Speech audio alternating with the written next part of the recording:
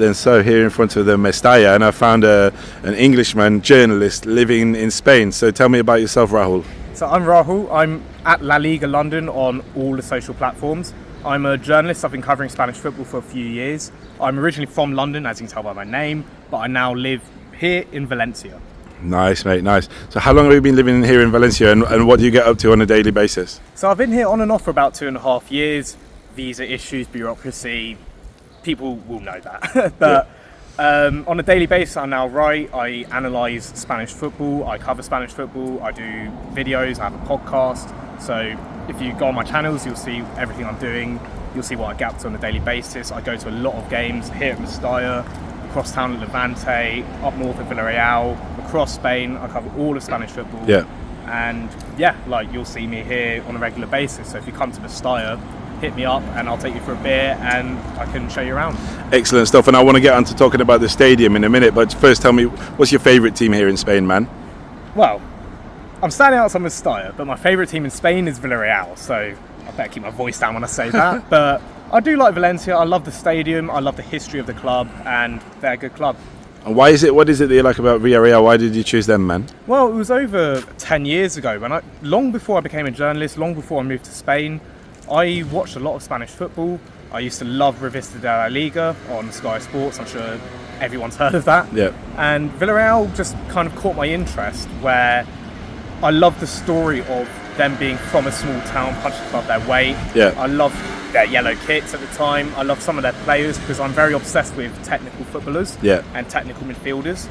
And so someone like Bruno Soriano, Manu Trigueros, brilliant footballers, and yeah, I just started following them as a result. And 10 years later, I now cover them. I'm regularly at Estadio de la Ceramica, and yeah, it's funny how life works in that sense. So then, Rahul, tell me. I'm just looking at the history, all these various kind of historical, photos and explanations. Tell me about the torment that some Valencia fans are going through now with the plans for the new stadium. Well, everyone loves Mestalla. It's one of the best stadiums in the world. I can personally guarantee that, having been here for at least 20 games. And no one wants to move. The fans don't, the players don't. When they've spoken about it, they don't want to move. Yeah. The problem is that this stadium project has been going on for over 15 years, and it's now going ahead. Next season, as it stands, is going to be the last season at Mestalla. Yeah. The oldest stadium in Spain, one of the steepest stadiums in Europe, if not the steepest. And when you go here, you realise just the history of the stadium, of the club. It won't necessarily be the case at New Mestalla. And another problem with it is that here at Mestalla is where Valencia's always been. It's their area. It is, isn't it? Like, I've noticed, it's right in the centre of the community, isn't it? And that counts for a lot, doesn't it? Yeah, absolutely. And it means that all the local fans here, they're not going here. New Mestalla is not in the same area at all. Yeah. And I'll come on to that in a second. One problem I also find is on a match day, for example, I've been to the New Mestalla, I walked around there the other day. Yeah. At Valencia, where we just walked around the corner, but maybe you can get a clip in later, all the bars are right next to the stadium. The culture here is that when the buses come in for a match day, you're having beers outside the stadium. Yeah. All the fans gather in one place to cheer the team bus as it comes in and to boo the opposition buses.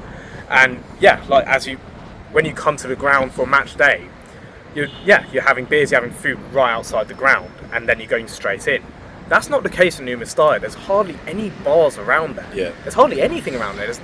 This is a residential area with buildings all around. It's like I noticed, I was looking on Twitter earlier and I seen a picture of some of the stadiums in the United States that were sort of so-called built for cars, and they're out of town and they've got enormous car parks, and this is kind of the opposite of that, isn't it? There's no parking around hardly, but what there is walking distance from the train station, from the metro station, from the park.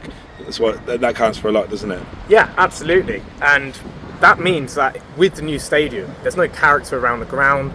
If you want to go drink near the ground and then go in, or have food near the ground, there's no bars right on the doorstep as there is here.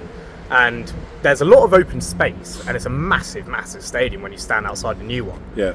But it doesn't feel like traditional Mestalla. It doesn't feel like Valencia. And it feels just like any kind of modern, new, bold stadium. Yeah. And the area around there is very upmarket new build. It doesn't feel like it should be where a historical club like Valencia should play. Yeah. And another issue is that here at Mestalla, there's a lot of transport links into here. It's also right in the heart of town. It's easy to get to, like, logistically it's very good. With New Mestalla, it's at a stop called Benny Ferry, and that is a tiny station that I think they're talking about expanding it. Yeah. But that means extra work. I think on a match day, it is out of town. It's not near, well, anything really. Yeah. So that's potentially 60-odd thousand people going all in one direction, all into a specific area with one station nearby. It's not going to work. Like, they're going to have to figure out a way to ease those transport links. Yeah. And with New Mestalla, it won't have any of the things that make Mestalla iconic. It won't have the steep gradient. It won't have the open air. Yeah. It will feel like, well, Tottenham's new stadium, Everton's new stadium. Yeah. It will feel Soulless. It could be anywhere. Yeah. And there was also, I'm not 100% sure on this, but at Valencia, behind one of the goals is the Animación, the singing section. I think from what I last read is that at New Mestalla, they're reducing that section. They're not going to have a singing section as big as it is here. Really? And so that's only going to make the atmosphere worse. It should be the opposite. They should be expanding it and Absolutely. dedicating an entire stand name to this is the singing stand, shouldn't they? Yeah, absolutely. And it just feels like this is a stadium that's not being built for the fans. It's being built for, well, reasons that go beyond comprehension. Given it's the being ownership. built to keep up with appearances, isn't it? With Barca, Real, and Atletico, isn't it? Yeah, it's being built for status and, in theory, money. But after the way the project has panned out, Corporate idealism, isn't it? Yeah, and it's the way modern football's going, and I could rant on about that for hours. Tell me about what would be the potential capacity if they were theoretically, hypothetically to extend this place. See, I'm not sure if it's possible, but if it were possible, I've read that they could put it up to something like 60,000 or something. I think that would be good. And I think all it needs is a lick of paint. Really, I don't think the style is bad at all. Yeah, it's old, and some of the facilities need upgrading. Yeah. But just upgrade them then. Yeah. Like, it can't have been that hard. Yeah. And without knowing the ins and outs of the construction work behind it. Yeah, the reality is, if you ask any Valencia fan, not a single one of them wants to move. That's it. So then, mate, tell me about Peter Lim. What's his popularity like, and or lack thereof, and what's your personal opinion? Well, I think you'll struggle to find a more unpopular owner in Spanish football, or football indeed. And you only need to look at the decline of results Valencia have had in the last decade or so with Lim there. And they have a lot of problems. They have a lot of problems in structure, ownership. Now you could argue coaching, squad, everything, but it all comes down to Lim's lack of ownership. He's never ever here is one criticism of him.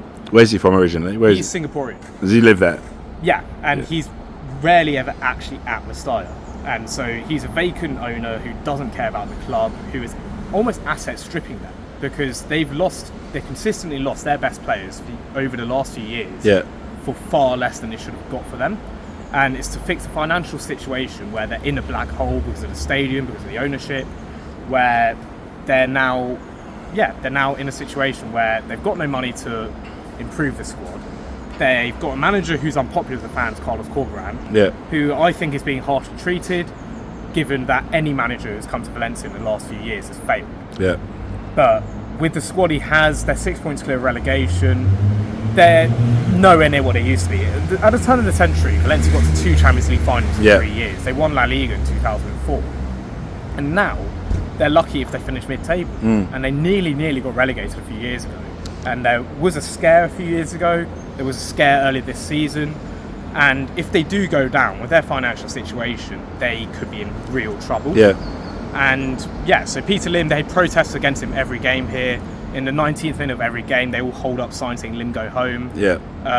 They really, really despise him. You will not find a single Valencia fan who is even sympathetic towards him. So, what's your personal opinion then, mate? Obviously, you're a journalist, but you're also a fan. You also have a certain amount of knowledge about kind of finances and economy and that. But combining all of those aspects, what would you do if you were hypothetically in charge of the club tomorrow? Well, I think if I had control over Valencia Football Club, I would not move into the new stadium. That's probably too far gone now anyway, but I'd have spent that money renovating the style rather than moving. Yeah.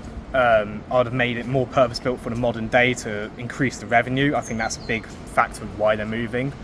I would set out a sporting plan with a director, with a manager, with a board who actually care. And yeah, the playing squad, it's the case now where the loanees, the loan players they're getting in for cheap are the best players. They're the ones who are the ones putting the most effort. You look at Lucas Beltran, Umar Sadiq, they're the ones the fans actually like. There are several Valencia players who have been here for a few years who are not pulling their weight, who are on big wages, who were here when they were good in 2019, but they're no longer fit for purpose. Yeah. And so it would be a big squad clear out. I'd focus on younger players. Valencia have a great academy. I'd focus on bringing some talents through. And yeah, like I think once that happens, the atmosphere will then improve as long as there's a sporting vision to get behind. Because right now, it gets toxic in here. When they lose a game, when they even concede a goal at times, to whistling, you hear it all around the stadium.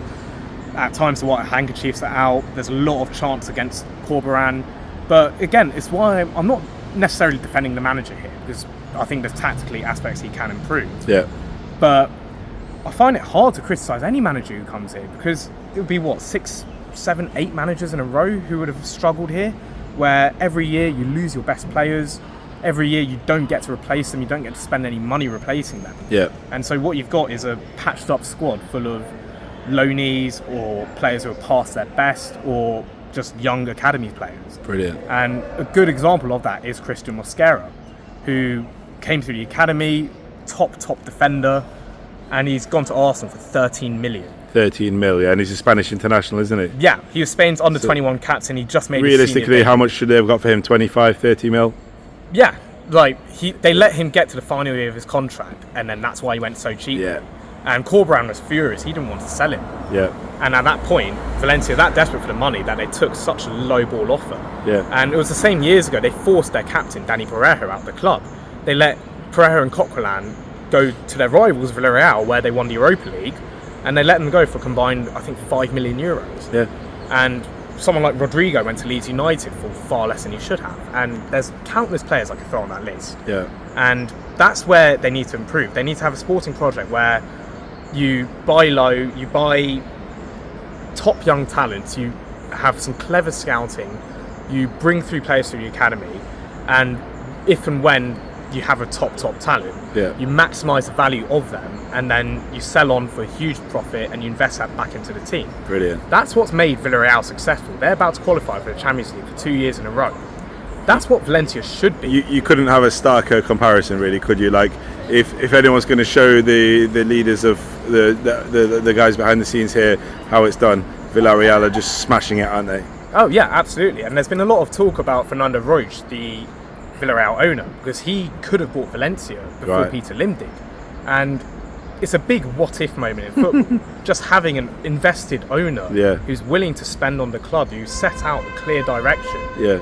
Imagine where Valencia could be. They should be consistently in the Champions League. Unfortunately for the Valencia fans, you can't really just transfer the owner, though, can you? Unfortunately, you can't just get an upgrade on the owner that easily. Not like a manager, is it? But no, I got to say though, Rahul, it's been fantastic to glean from your expertise, and it's great that you're living here as well. You get a lot of people, as we know, on Twitter who comment on stuff from afar, which is fair. I do that as well, but it's great that you're living here and you've been here so many times. You've also been to all the clubs in the region. But just lastly, before we finish, tell me, what is your top tip for any English or German or whatever football fan coming to Valencia? Say they could choose any match over a two-day weekend. What one match would you recommend? What one stadium would you recommend? So if you're coming to Valencia for a footballing holiday weekend, try and pick a weekend where both Valencia and Levante are playing, because I think both stadiums are worth visiting. Both are pretty nice clubs. But if you could only choose one, though, come to Mestalla before they move, because once it's gone, it's not coming back. And it is, for me, it's a stadium that any football fan has to go and see at least once in their lives. Brilliant, mate. Well, we'll wrap it up there, but thanks again for your time, man, and all the best going forward. Look forward to keeping in touch with you, man. Yeah, likewise.